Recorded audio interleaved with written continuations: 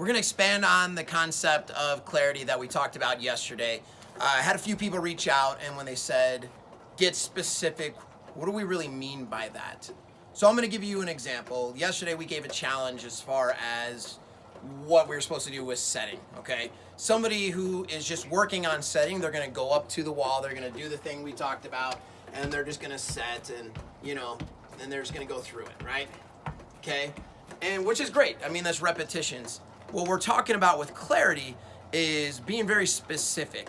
Saying, I'm going to go up to the wall, I'm going to set 100 times with a perfect window, focusing on my wrist. Now that is very clear, and we have a number with it. Now, when you set that number to it, we also want to make sure that we have some boundaries. So what happens when I break my window, right?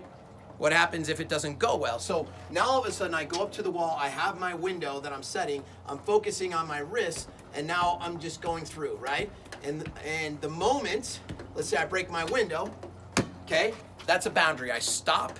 I'm clear that I wanted to get 100 reps. Now, is that 100 reps in a row, or is that just 100 total reps? At any rate, once I make that decision, I go back to it. And I go. So with different skills that we have, we've talked about arm swings, we've talked about approaches, we've talked about passing, we've talked about lots of different skills.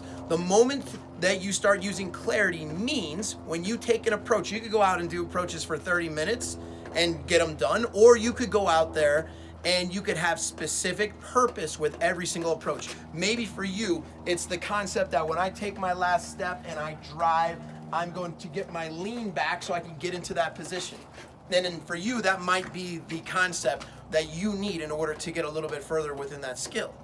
Okay, so get clear, get very specific, go to work. We also call this deliberate practice.